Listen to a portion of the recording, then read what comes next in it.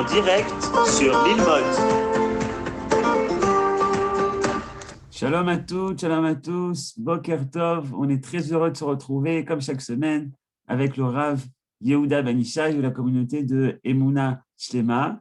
Et cette semaine, on clôture, puisqu'on clôture le mois de Hadar, mais on clôture également le Sefer de Shemot avec une double lecture de la paracha, Vayakel Pekoudé. On va parler beaucoup d'action, de Asiya. C'est le thème que le Rav a décidé de développer ce matin, se faire soi-même, et le cours a été demandé d'être dédicacé par Nicole et Hélène à leur père Bevakasha Rav Ben Ishai. Le cours est Lou Nishmat.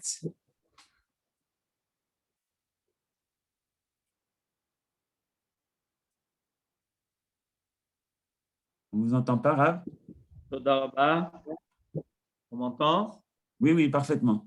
Toda Rabba. Merci beaucoup, Aaron. Le cours est dédicacé ce matin à plusieurs personnes. Alors, on va commencer par ce que vient de rappeler Aaron, à la Leilou Nishma, Daniel Shimon Ben Eliyahu Aboulker, par ses deux filles, Nicole Giberstein et Hélène Trink, est dédicacé à la mémoire de Cathy Myriam Bat-Francine par son père Gabriel Samak. Et ce Shabbat est la Azkara de mon père, Zichrono Livracha, Rabbi Tzemach. Donc, nous avons beaucoup de personnes pour qui ce cours est consacré. Comme ça vient d'être dit par Aaron, nous avons effectivement deux parashiot, Vayakel Pekoudé, et nous allons sortir un deuxième Sefer Torah ce Shabbat, puisque nous allons lire Parashat HaChodesh. Parashat HaChodesh est toujours la parasha qui est lue avec la Haftara la veille de Rosh Chodesh Nissan, ou même Rosh Chodesh Nissan. Et donc, nous allons aussi en parler, parce qu'en fait, tout se rejoint, comme vient de nous le dire Aaron. Alors, on a une remarque extraordinaire du Or HaChaim HaKadosh, Rabbi Chaim Ben Attar, qui a créé sa propre yeshiva à Jérusalem, dont on connaît l'emplacement jusqu'à aujourd'hui, qui fait la remarque sur le premier verset de la paracha de Vayakel. Le premier verset de la paracha de Vayakel est un verset qui semble être très général et qui demande en fait à être élucidé. Je lis le verset. Vayakel Moshe et kol adat bnei Israël vayomer alehem. Ele adevarim asher tziva Adonai la'asot otam. Moshe Rabbeinu rassembla toute l'assemblée des enfants d'Israël et il leur dit, voilà les choses que Dieu a ordonnées pour que vous les fassiez. Et tout de suite après viennent des versets qui parlent de la mitzvah du Shabbat. La mitzvah du Shabbat n'est pas une mitzvah qui est nouvelle.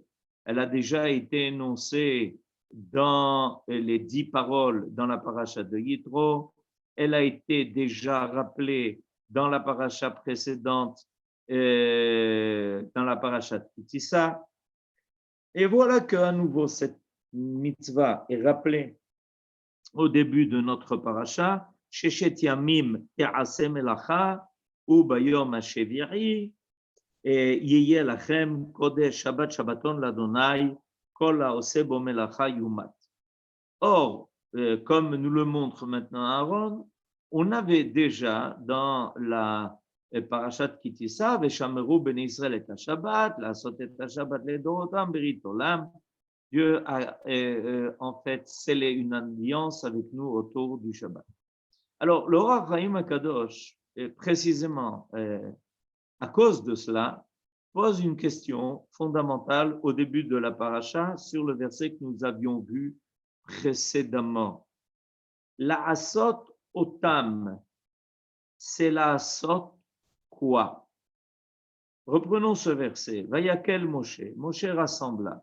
Et kol adat ben Israël, toute l'assemblée des enfants d'Israël. Vayomer aleim.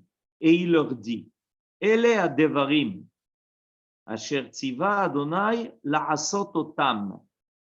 Mais la'asot quoi? Il n'est pas marqué dans ce verset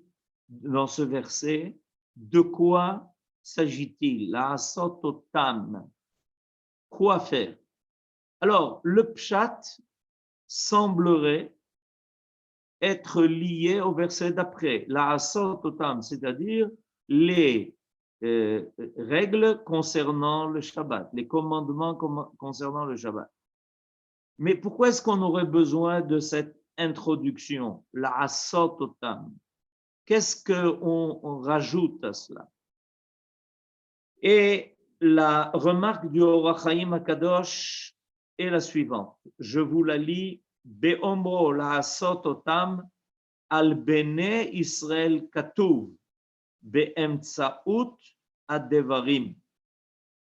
Alors, remarque géniale du Or HaChaim HaKadosh, la'asot otam, ça veut dire pour qu'ils se fassent eux-mêmes. Moshe Rabbeinu rassemble les enfants d'Israël et il leur dit, voilà les choses, voilà les paroles et les adevarim, asher tziva Hashem, que Dieu a ordonné, la'asot otam, qui vous permettront de les faire.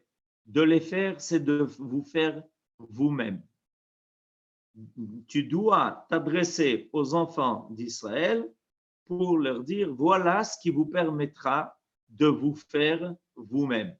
Ça veut dire quoi se faire soi-même? Voilà la grande question qu'on va essayer aujourd'hui d'élucider. Parce que cette remarque du Or HaChaim HaKadosh nous fait toucher à quelque chose de très profond. Alors, je vais me servir d'un enseignement donné par le Rav Bar Shaul.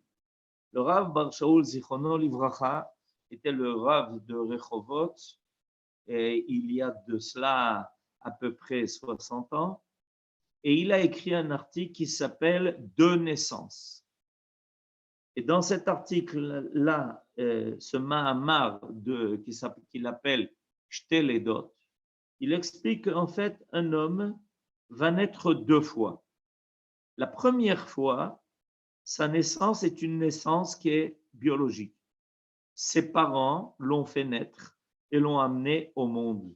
Évidemment, ça va être accompagné de tout ce que ses parents vont lui fournir à tous les niveaux, et au niveau matériel, et au niveau, évidemment, moral et spirituel, ce qu'ils sont capables de lui donner. Mais arrive un temps où il y a une deuxième naissance. Et cette deuxième naissance est très différente. Parce que cette fois-ci, ce ne sont pas les parents qui font l'enfant, c'est la personne qui doit se faire naître elle-même. Il y a à un moment donné dans la vie de l'homme un instant où l'homme doit décider de se faire naître. Et cette fois-ci, par lui-même. Se faire naître par lui-même, ça veut dire faire apparaître quelque chose qui n'était pas encore apparu. C'est-à-dire, en général, la responsabilité de sa propre vie, donner un sens à son existence, fixer un but à ses jours, décider de réaliser un idéal. Et ça, cette deuxième naissance doit obligatoirement compléter la première. On ne peut pas passer à côté de ce refaçonnement. Chacun doit, à un moment donné, se façonner par lui-même, se donner forme, décider, après qu'on ait reçu l'essentiel de ses propres parents, décider de ce que l'on veut être. Et voilà que le Or HaChaim HaKadosh nous dit que notre paracha commence par un message extraordinaire. le message est le suivant, c'est un message divin. Ne pensez pas, vous les enfants d'Israël, que le fait pour vous d'être dans un monde existant déjà ne fait que vous déposer dans un décor. Le monde n'est pas un décor. Vous êtes là pour acquérir une dimension qui va vous changer vous-même et changer en fait le monde entier. Grâce à vous et par vous, et on va tout de suite expliquer. Il y a donc la asot otam, c'est la capacité qu'ils se fassent, que les enfants d'Israël se fassent. Par quoi les enfants d'Israël vont-ils se faire?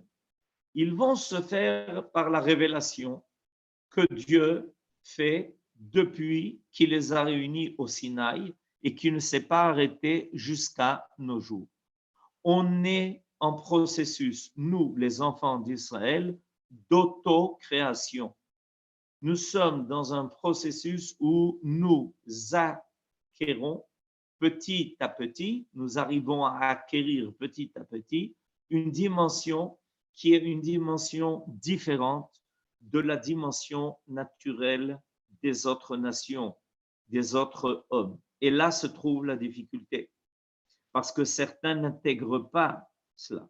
Certains pensent qu'on est là seulement pour s'intégrer à la dimension naturelle de la création et à la dimension naturelle de la vie, sans qu'on ait un rôle créatif, ce qui est faux. Le rôle créatif d'Israël est un rôle créatif, évidemment, non pas au niveau du jeu, de la capacité de jouer avec les lois de la nature, mais avec la capacité de les améliorer, de les perfectionner, de les élever. Et on comprend maintenant quelque chose de très particulier. Rosh Chodesh Nissan, c'est la Parashat HaChodesh. La Parashat HaChodesh, que l'on va lire ce Shabbat, commence précisément par la mitzvah de Rosh Chodesh. Cette mitzvah de Rosh Chodesh nous a été donnée quand? Elle nous a été donnée tout de suite à la sortie d'Égypte. Mais on était encore en Égypte, et voilà que nous est donnée cette mitzvah. Alors que nous étions encore en Égypte. Rosh Chodashim. Rishon lachem lechodshei hashana. Pour la première fois, apparaît la dimension de ce qui s'appelle Rosh Chodesh. Or, comment Rosh Chodesh apparaît dans l'histoire des hommes? Elle apparaît dans l'histoire des hommes par la sanctification du mois par le Beddin. Le premier Beddin a été évidemment le Beddin duquel se trouvait Moshe Rabbeinu. Le Beddin va sanctifier le mois. Et je voudrais vous amener un enseignement ici qui se trouve dans le traité de Brachot à la page 49, même tête. La Gemara pose une question intéressante. Quelle est la bracha qui va être dite dans la prière de Rosh Chodesh, dans la prière de Moussaf de Rosh Chodesh? Baruch ata Hashem, mekadesh Israël veracher chodashim. Or, la Gemara a un point d'interrogation sur cette bracha. Comment se fait-il que dans une même bracha, on rappelle deux thèmes? C'est la première mitzvah qui a été donnée, de sanctifier le mois. Comment se fait-il que dans cette bracha, on rappelle deux thèmes? Que Dieu a sanctifié Israël et que Dieu a sanctifié Rosh Chodesh. À Yom Tov, par exemple, le premier jour de Pessah dans 2 semaines, on va dire Mekadesh Israël ve'azemanim. Béni sois-tu l'Éternel qui a sanctifié Israël et a sanctifié les temps. À nouveau, la Gemara va poser la même question. Comment se fait-il que dans une même bracha, on parle de deux thèmes? On n'a pas l'habitude dans une seule bracha de rappeler deux thèmes. Alors, l'explication de la Gemara est extrêmement importante et elle concerne le Shabbat, ce Shabbat-là qui s'appelle Shabbat HaChodesh. La réponse de la Gemara est la suivante. Non, ce n'est pas comme ça qu'il faut comprendre la bracha. Ce n'est pas un dénominateur commun. Akadosh Baruch Hu a sanctifié Israël et Akadosh Baruch Hu a sanctifié Rosh Chodesh ou a sanctifié les temps. Les temps, c'est Yom Tov. En réalité, nous dit la Gemara, Akadosh Baruch Hu a sanctifié Israël qui a pour rôle de sanctifier Rosh Chodesh, qui a pour rôle de sanctifier le temps. C'est-à-dire qu'il nous est révélé ici, par cet enseignement, que nous avons la capacité de créer le temps. Nous créons un temps qui s'appelle Rosh Chodesh.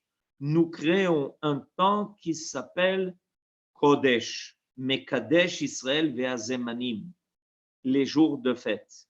Sans la présence d'Israël dans le monde, la notion de Rosh Chodesh ne serait pas apparue, quoiqu'elle est déjà évoquée dans le récit de la création. Lors de la création des astres, il est marqué que les astres ont été créés pour permettre de différencier le temps, le quatrième jour. Mais ça n'est pas apparu jusqu'à notre paracha. Et Rashi nous l'annonce déjà dans son premier commentaire sur la Torah. Attends-toi à la première mitzvah de la Torah dans la parashat Bo. C'est ce que nous allons lire ce Shabbat précisément. Et voilà que tout d'un coup, Israël, donc, intervient. Il intervient dans un temps qui semble s'écouler de façon égale. Et voilà que tout d'un coup, Israël apparaît et dit non, aujourd'hui, ça sera le début d'un mois. Aujourd'hui, ça sera le premier jour de Pessah, qui entraîne l'interdiction de la consommation du Hametz et le sacrifice de Pessah, de l'agneau pascal. Aujourd'hui, ça sera la fête de Shavuot. Aujourd'hui, ça sera la fête de Rosh Hashanah et de Yom Kippourim. Aujourd'hui, ça sera la fête de Sukkot. C'est Israël qui fait apparaître cela. Israël est actif dans la trame du temps. Il n'est pas spectateur du temps qui s'écoule. Il n'est pas spectateur de l'histoire du monde. Il est intervenant dans l'histoire du monde et dans son temps. Mais, a priori, il y a un grand point d'interrogation. Un grand point d'interrogation qui se pose à propos du Shabbat. Pourquoi se pose-t-il une question à propos du Shabbat? Parce que le Shabbat, a priori, ne dépend pas de nous. Le Shabbat fait partie de ce cycle-là de la création, où Dieu a créé le monde en 6 jours, et voilà que le 7e jour apparaît Yom HaSheviri, Vayevarech, Vayekadesh Oto. Et la Gemara va poser une question intéressante, toujours dans le traité de Brachot à la même page. La question qui va être posée est la suivante. Et qu'est-ce qui se passe quand il y a le jour de Rosh Chodesh qui tombe Shabbat? Quelle va être la bracha? La bracha va être Baruch ata Hashem mekadesh ha-Shabbat ve'Israël ve'raché chodashim. Alors là, quelle explication va-t-on donner au fait que dans une même bracha, on va rappeler tellement de thèmes, que Dieu a sanctifié le Shabbat, que Dieu a sanctifié Israël, que Dieu a sanctifié Rosh Chodesh? Réponse de la Gemara, il n'y en a pas. La Gemara dit, ça c'est une exception. On ne sait pas expliquer a priori cela. C'est-à-dire qu'on ne sait pas a priori expliquer comment se fait-il que nos sages ont composé une bracha où ils rappellent des choses qui sont complètement différentes. Le Shabbat a été a priori fixé par Dieu, Israël a été sanctifié par Dieu, et Israël a sanctifié Rosh Chodesh. Alors, ça fait beaucoup de choses à la fois. Et la Gemara dit effectivement, c'est une exception. Comment se fait-il que dans une même bracha, nos sages ont-ils réuni tellement de thèmes à la fois? Alors, on va aujourd'hui essayer de donner une explication grâce à ce que nous venons de dire. Si on reprend ce qui est marqué dans la paracha de Ki-Tisa, au chapitre 31, Lamed Aleph, au verset 16, Veshameru bene Israël et à Shabbat. Et les enfants d'Israël respecteront le Shabbat. L'Arasot est à Shabbat. Ça veut dire quoi, l'Arasot est à Shabbat? L'Arasot est à Shabbat. Si on va selon l'explication traditionnelle, ça voudrait dire, faites le Shabbat. Faites le Shabbat, comment? Mais il est marqué.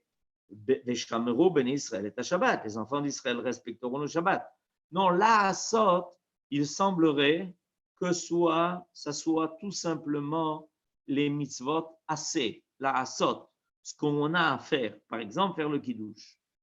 Mais il y a une explication plus profonde.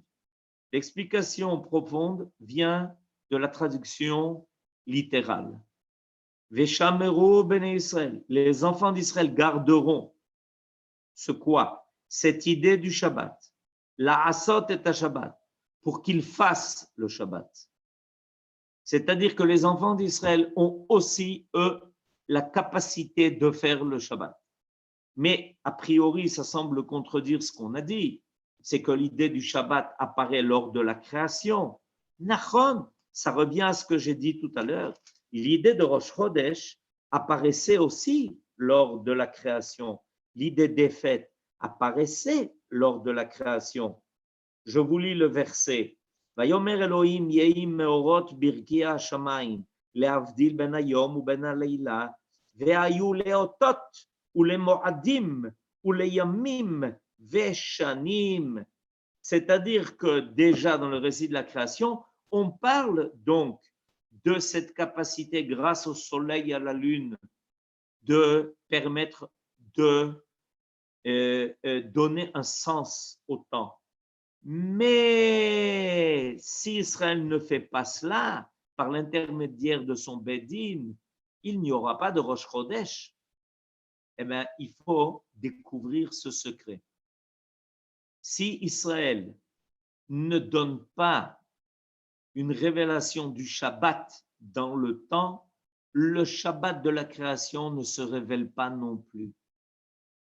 Il ne suffit pas de savoir que sur le calendrier, le 7e jour est un Shabbat. Ça ne suffit pas. Il faut que les Béné Israël fassent le Shabbat. C'est-à-dire que ce sont eux qui font le Shabbat. Ce sont eux qui lui donnent une dimension terrestre. Ce sont eux qui font que le Shabbat est intégré dans le calendrier des hommes. Sans le respect du Shabbat par Israël, sans le Kiddush fait par Israël, il n'y a pas de Shabbat qui apparaît sur terre. Les enfants d'Israël font le Shabbat. Ce sont eux qui sont responsables de cela. Alors, on trouve ici déjà quelque chose d'extraordinaire. Il s'avère que cette dimension du temps, qui semble être une dimension universelle, une dimension qui existe depuis la création, n'apparaît véritablement sur terre et signifie quelque chose, parce que la sanctification du temps signifie que l'histoire change en fonction de cela. En réalité, cette possibilité de faire apparaître la dimension d'un Zman qui est kadosh, d'un temps qui est kadosh, ne peut se faire que par l'intermédiaire d'Israël. C'est Israël qui endosse cette responsabilité, qui endosse la responsabilité de faire apparaître la sainteté du septième jour et la sanctification du temps. Et ça va avoir une influence énorme sur l'ensemble de la création.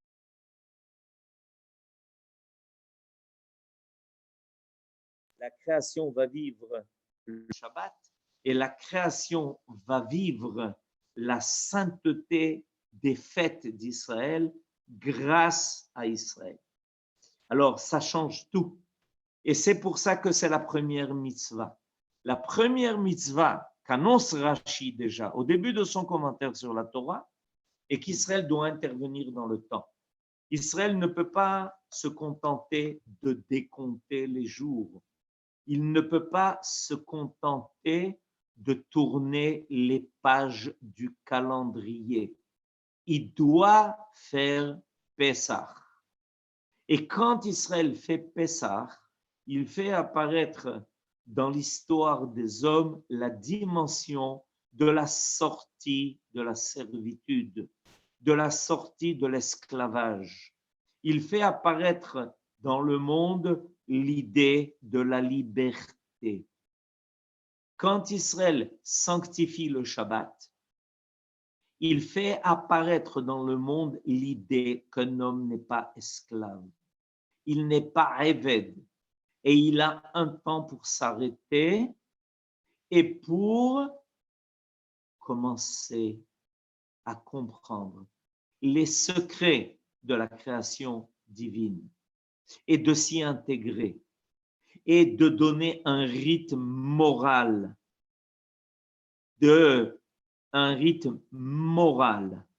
à l'histoire des hommes. Il y a ici quelque chose d'extrêmement important qui apparaît précisément avec notre paracha, qui est la paracha à Chodesh. Alors, je vais amener à cela un complément. Et ce complément, il est amené par le Midrash à propos du verset de Vaïkra au début de la paracha de Bechukotai. Au début de la paracha de Bechukotai, il y a un verset que le Midrash va commenter. Alors, le verset de le début de la paracha de Bechukotai que nous présente maintenant Aaron est le suivant. Ve'et mitzvotai tishmeru va'asitem otam. Regardez, dans ce verset, on a à nouveau la même expression. Il semblerait, va'asitem otam, qu'il s'agit de faire les mitzvot. Mais il est déjà marqué au début du verset, Ve'et mitzvotai tishmeru, respectez, gardez mes mitzvot. Va'asitem otam veut dire quoi? Alors, pour comprendre le Midrash, je ferai d'abord une première remarque, c'est que le mot otam, tel que vous le voyez écrit sur vos écrans, est un mot qui manque une lettre. Il est marqué en réalité atem. On lit otam, mais il est marqué 3 lettres. Voilà, merci à Aaron. Il est marqué atem. Il est marqué atem et on lit otam. Va'asitem atem. Alors je lis maintenant 2 enseignements dans ce midrash extraordinaire. Amar Rabbi Chama beRabbi Chanina. Im shamartem et haTorah ve'et mitzvotai tishmeru. Im shamartem et haTorah areni ma'ale alechem keilu atem asitem otam. Wow! Enseignement de Rabbi Chama beRabbi Chanina. Si vous respectez la Torah, je considérerai que c'est vous qui avez fait ces mitzvot.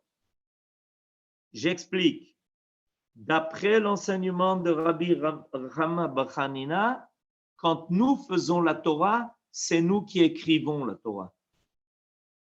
C'est-à-dire que la Torah a précédé la création du monde, comme on le sait.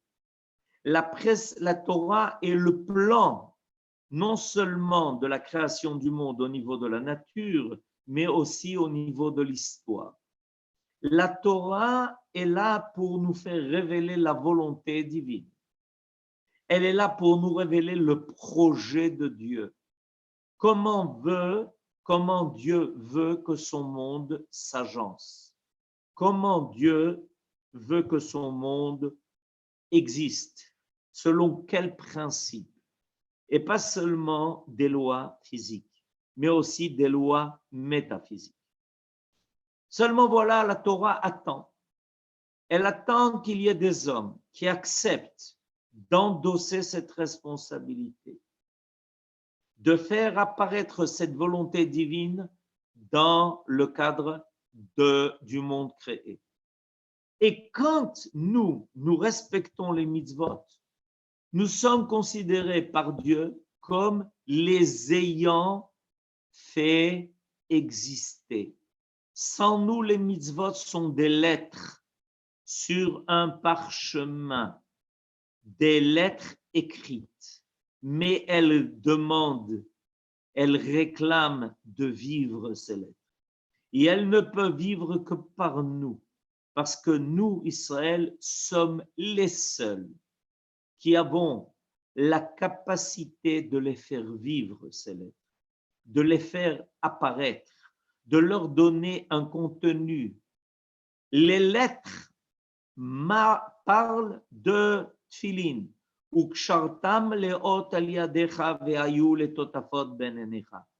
Mais personne au monde n'a eu une idée de ce que cela veut dire avant qu'il ne voit un juif porter les tfilin. Tant qu'on n'a pas vu quelqu'un mettre des tfilin, on n'a aucune idée de ce que veut dire mettre des tfilin.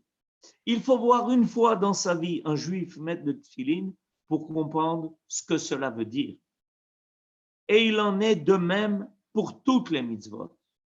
Il est marqué dans la Torah qu'on doit faire de Rosh Hashanah Yom Teruah. Mais avant d'être présent au Bet HaKnesset, le jour de Rosh Hashanah, et d'entendre la sonnerie du shofar, personne ne sait ce que cela veut dire. Ça n'a aucun sens. Il faut rentrer au Bet HaKnesset le jour de Rosh Hashanah pour voir ce que cela veut dire. Personne ne sait ce qu'est habiter dans une soukha avant que on ne voit une famille s'asseoir dans une soukha pendant la fête de Sukkot. Personne ne sait ce que ça veut dire. Et le monde va découvrir tout cela. Le monde va rencontrer cette dimension. Grâce à Israël, il va y avoir dans le monde la révélation de la volonté divine et ça va avoir un sens, ça va avoir une forme. Va'asitem otam. Maintenant, je voudrais passer au deuxième enseignement qui figure dans le Midrash. Cette fois-ci, cet enseignement qui complète le premier d'ailleurs est dit au nom de Rabbi Hanina bar Papa. Amar Rabbi Hanina bar Papa. Ma'ale ani alechem, keilu asitem atzmechem. Je lis maintenant donc le deuxième enseignement du Midrash. Amar Rabbi Hanina bar Papi, voilà ce que vous avez. Il y a bar Papi, il y a bar Papa. Si vous respectez la Torah, areni ma'ale alechem, voilà les derniers mots de ce Midrash, je considère keilu asitem atzmechem. Donc, quand il est marqué Va'asitem otam, C'est qui, Otam? Les Béné Israël. On revient à l'enseignement du Orach HaChaim HaKadosh. Quand vous respectez la Torah, quand vous respectez les mitzvot, vous êtes en train de vous êtes en train de devenir des hommes qui sont la Torah. Pas des hommes de Torah, des hommes qui sont la Torah. Vous n'allez pas vivre une vie de Torah. Vous allez être la Torah vivante. C'est pas la même chose. Nous ne sommes pas des hommes qui respectent le Shabbat. Nous sommes le Shabbat.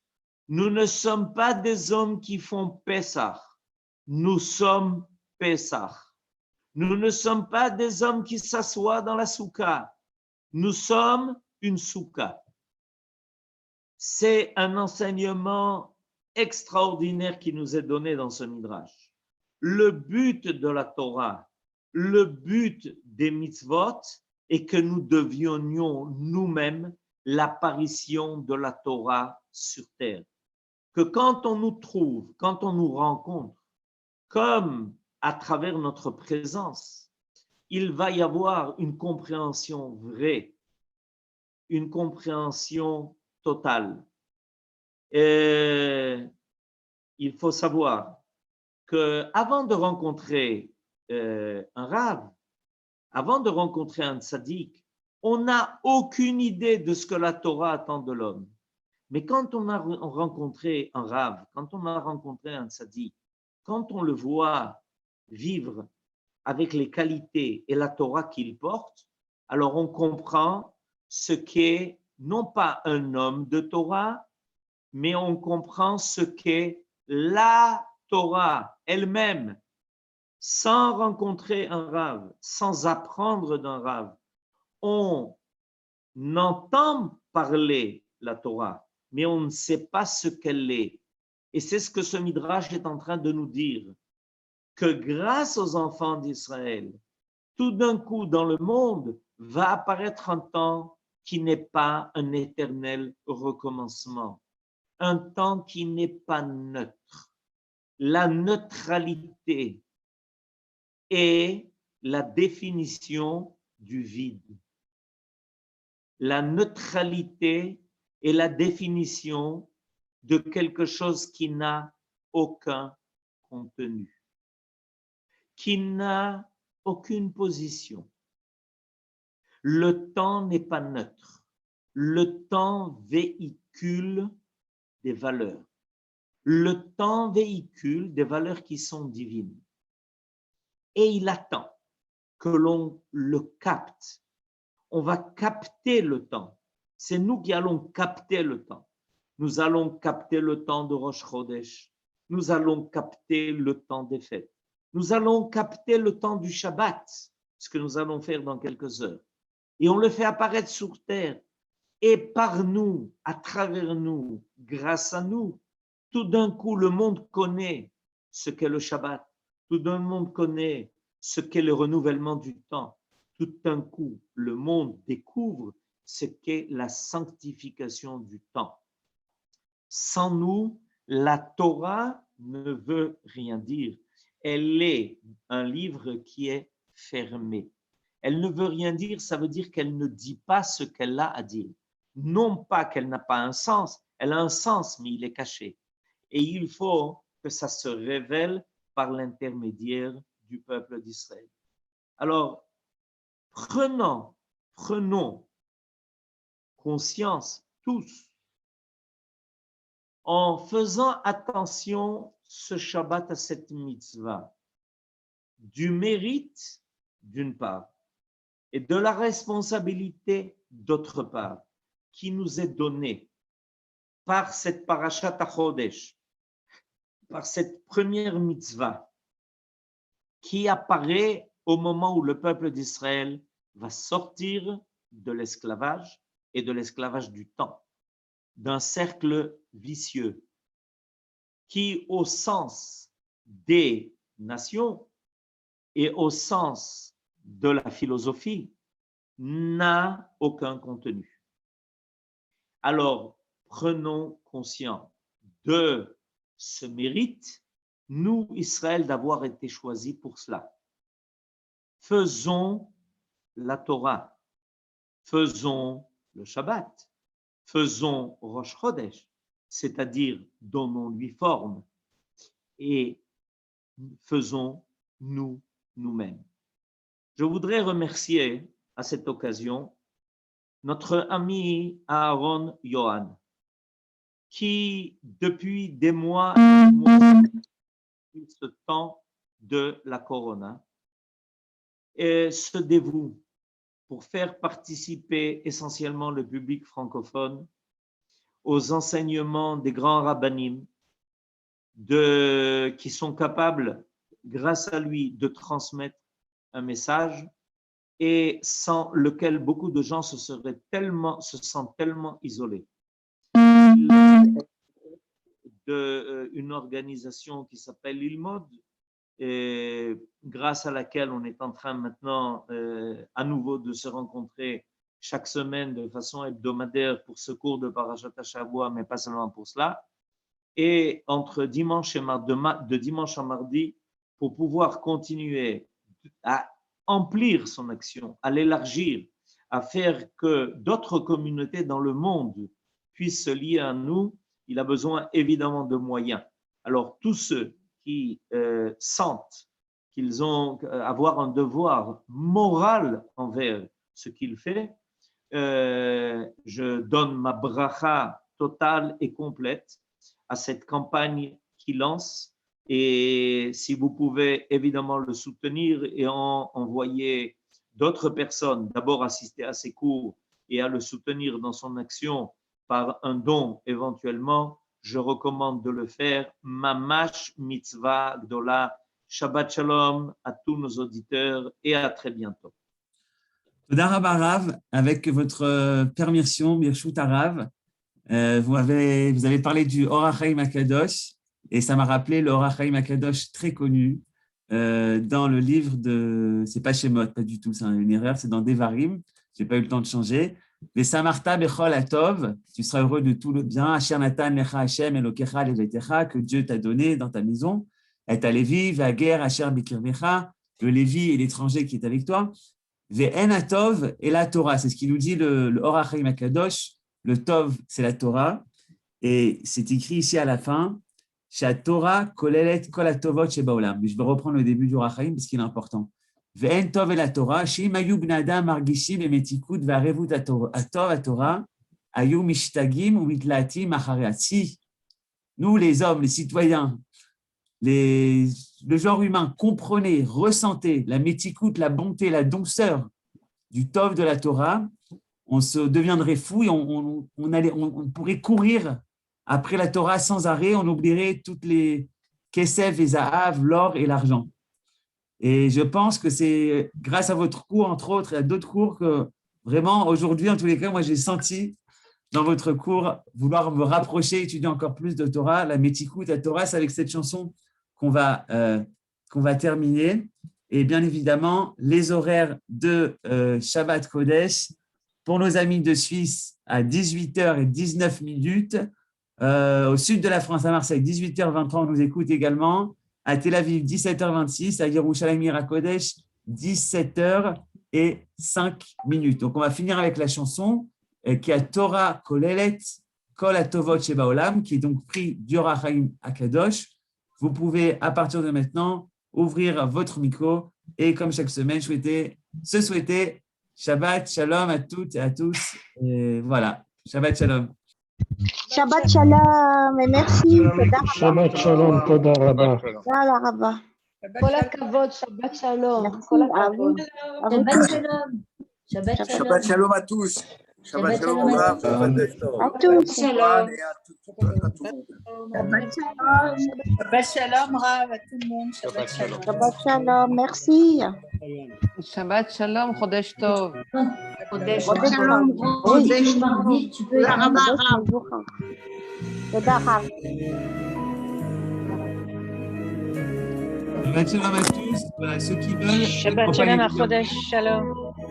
Shabbat Shalom Suzy. Vous pouvez ouvrir le lien que j'ai envoyé. J'ai noté, j'ai noté. Je peux raconter. שלום לכולכם, ראש חודש טוב.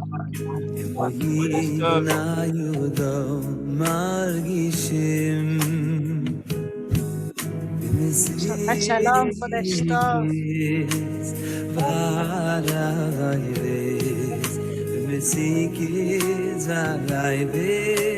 שבת שלום, חודש טוב.